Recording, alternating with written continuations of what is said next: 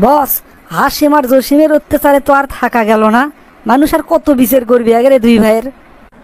কোন হাসেম আর কোন জসিমের কথা করছু? আর কি করছে ওরা? উত্তর পাড়ার হাসেম আর জসিম এখন পর্যন্ত আপনার কাছে বিচার নিয়ে আসেনি, এই জন্য আপনি বিষয়টা জানেন না। কিন্তু অগেরে বিচার করতে করতে ওই পাড়ার ময় মুরব্বীরা একেবারে অতিষ্ঠ হয়ে গেছে। হাসেম তো আজকে একবারে আপনার কাছে চলে যাচ্ছে। পাড়ার মুরব্বীরা কয়ে দিছে, তোকে দুই ভাইয়ের বিচার হামলার করে পাবো না, তোরা যা পারিস কর। তা আমার কাছে আসছে যখন পাটা, তুই মিশাই বক বক করিচ্ছু কে? ওর কাছ থেকেই শুনি ঘটনা কি। তাহলে তোমার নামই হাসেম? কেবারে হাসেম, তোমরা দুই ভাই বলে ক্যাসালের দিক দিয়ে বিশ্ব রেকর্ড করে ফালাচ্ছ। পাড়ার ময় মুরব্বী বলে তোমাকে দুই ভাইয়ের ক্যাসাল থামাবে পারিচ্ছে না। তা কি লিয়ে তোমাকে দুই ভাইয়ের এত ক্যাসাল, মানে কত হামাক? চেয়ারম্যান সাহেব, আপনি আমার পুরো কথাটা মনোযোগ দিয়ে শোনেন। তারপর আপনার যদি মনে হয় আমার দোষ, আপনি আমাকে যে শাস্তি দেবেন আমি মাথা পেতে নেবো। আব্বার 2 বিঘে ধানি জমি আসলো। 10 বছর আগে সেই জমি বেচে আমার ভাইও বিদেশ পাঠাসলো। আমার বড় ভাই জসিম 10 বছর বিদেশ থেকে টাকা পয়সা ভালোই কামাই করছে। প্রায় 8-10 বিঘে জমি কিনছে, কিন্তু সবগুলো তার নিজের নামে করছে। বাড়ির জায়গা আসলো 10 শতক, 2 ভাইয়ে 5 শতক করে ভাগ পাছি। তাছাড়া আমার আর কোনো সয় সম্পত্তি নাই। লেখাপড়া আমি খুব একটা করবে পারিনি, ছোটোখাটো একটা চাকরি করি, 5,000 টাকা বেতন পাই, তাক দিয়ে কোনো মতে সংসারটা চলাই। ভাবির বুদ্ধি শুনে বড় ভাই এখন আমাকে কয়, বাড়ির যে 5 শতক জমি তোর আছে ওটা আমার নামে লিখে দে, তাহলে আমি সুন্দর একটা বাড়ি করে পাবো।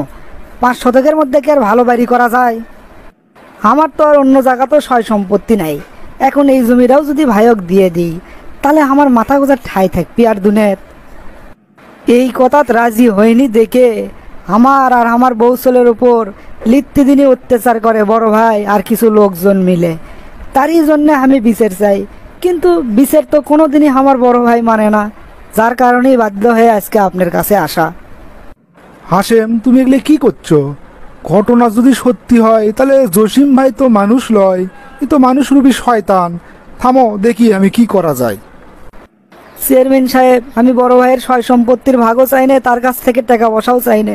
খালি বৌসল নিয়ে ওই বাড়িটাতেই মাথা গুঁজে থাকবে চাই। এটা আনা জান আমি থাকতে পারি, আপনি সেই ব্যবস্থা করেন। আমার ওপর যান তারা আর কোনো অত্যাচার না করে। আচ্ছা হাসেম ভাই, তুমি এখন বাড়ির যাও, তুমি নিশ্চিন্তে থাকো। আরে গরিবের দরজায় হাতির পাড়া, চেয়ারম্যান সাহেব যে আমার কাছে। আরে আপনি তলব করলে তো আমি আপনার কাছে চলে গেলাম ইনি। তা কি মনে করে চেয়ারম্যান সাহেব, আপনাকে যে কোনটি বসফের দিই? কি খাবেন চেয়ারম্যান সাহেব, চা না কফি?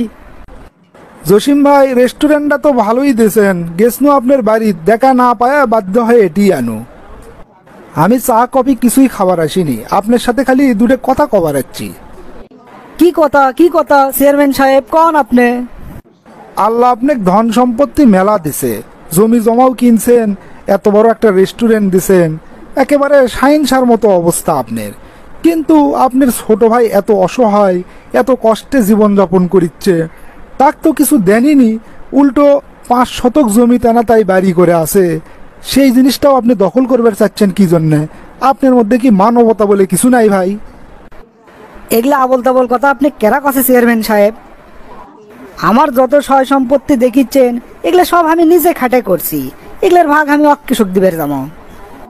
নিজে খাটছেন ঠিকই আছে, কিন্তু যে টাকা দিয়ে আপনি বিদেশ পাঠাসলো, সেই জমি যে আপনার বাপের 2 বিঘে জমি বেচে বিদেশ পাঠাসলো, তো সেটার ভাগ তো আপনার ছোট ভাইও পায়, তাই না? তার বিনিময়ে আমি তো বিদেশ থেকে মাসে মাসে টাকা পাঠাইছি, সেগুলো দিয়েই তো আর এত দূর পর্যন্ত আসছে, তা আমার কোনোই অবদান নাই। আচ্ছা যাক গে যাক, সেটা আপনার ছোট ভাই তো আপনার থেকে সয় সম্পত্তির ভাগ চায়নি, তাই না? টাকা পয়সাও তো চায়নি, কিন্তু তার 5 শতক জমি, তার বাড়ির উপর কি জন্য আপনি হামলা করিচ্ছেন? আজব ব্যাপার, আমি হামলা কর্ম কৃষক, আমার টাকা আছে, আমি করলাম তুই জমিটা আমাকে দে, তাহলে আমার বাড়িটা সুন্দর হবি, ওই বেচবি নে। এখন আশেপাশের খারাপ লোকজন যদি ওর উপর অত্যাচার করে, সেটা কি আমার দোষ? কন আমি কি কর্ম তাতে? আপনার তো করার আছেই, কারণ লোকজনগুলো তো আপনি পিছিয়ে লেগে দিছেন। আমি যে লোকজনকে ওর পিছে লাগাছি তার কোনো প্রমাণ আছে চেয়ারম্যান সাহেব? আপনি একজন জনপ্রতিনিধি হিসেবে যদি এরকম আবল তাবল কথা কন, তাহলে তো হবি না। শোনেন জসিম ভাই, আপনি বড় মানুষ, আমারও বড় ভাই হন, আপনি কি আর কমো, ছোট হিসেবে একটা কথাই করছি। ছোট ভাইয়ের ওপর এরকম অত্যাচার করেন না, তাহলে কিন্তু তার প্রতিফল এই দুনিয়াতেও পাবেন, পরকালও তো পাবেন। আমার মনত কি আছে সেটা উপরওয়ালা ঠিকই জানে, সেগুলো নিয়ে আপনার টেনশন করা লাগবে না। আপনার কাম আপনি করেন চেয়ারম্যান সাহেব, আমি কি করবো না করবো সেটা আমি জানি, আমার জ্ঞান দেওয়া লাগবে না। শালা হাসেম, তুই চেয়ারম্যানক বিচার দিছু, দাঁড়া লোক 5টা লাগান আসলো, আজকেই যে 20টা লোক লাগামো, কাল পরশুর মধ্যেই তো ভিটা ছাড়া কর্ম। চেয়ারম্যান সাহেব, আপনি কি বিচার করলেন আর কি কাম করলেন? আপনার কাছে বিচার দেওয়ার পরে আমি তো বাড়ি ছাড়া হয়ে গেলাম। আজকে বাড়ির যাই 20টা লোক লাগা দিছিল, মারে পিঠে আমার বৌসল সহ বাড়ির থেকে বার করে দিছে। আমি এখন বাস্তু হারা, কোনটি যামো, কি খামো? শোনো হাসেম ভাই, তোমার ভাই জসিম একটা গভীর জলের মাছ, তাই যে অকাম কুকুম করিচ্ছে কোনো প্রমাণ ছাড়া, এই জন্যে তাক ধরা যাচ্ছে না। তবে তোমাকে আমি একটা পরামর্শ দেই, তুমি আমার কথাটা মেনে চলো। তুমি মানুষের কাছে, আইনের কাছে বিচার না দিয়ে আল্লাহর কাছে বিচার দাও। আল্লাহ তুমি কও, আল্লাহ তোমার একজন বান্দা আমার হক নষ্ট করছে, আমার নিজের জমির থেকে আমাকে বাইর করে দিছে, আমার নিজের বাড়ির থেকে আমাকে খেদে দিছে, তুমি এর বিচার করো। আল্লাহর কাছে এই দোয়া করতে থাকো, দেখো কিছুদিনের মধ্যেই কি কি ঘটনা ঘটে যায়। ঠিকই কছেন চেয়ারম্যান সাহেব, থানা পুলিশ এগুলোতে আমি কম টাকা পয়সা খরচ করিনি, কিন্তু কোনো কামই হয় না। যেদিকে টাকা বেশি আইন সেই দিকেই কাম করে। এখন আমি উপরওয়ালার কাছেই বিচার দেবো, তার কাছে বিচার দিতে তো কোনো টাকা পয়সাও লাগে না।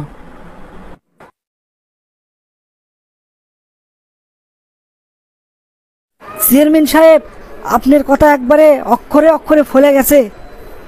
আমার ভাই আমাকে বাড়ির থেকে বার করে দেওয়ার পরে ঢাকাত গেছিলাম আমি, ওটি যে একটা শপিং মলে ছোট একটা পোস্টে চাকরি নেই, কিন্তু আমার সততা আর পরিশ্রম দেখে সেই শপিং মলের মালিক আমাকে ভালো একটা পোস্টে বসায়।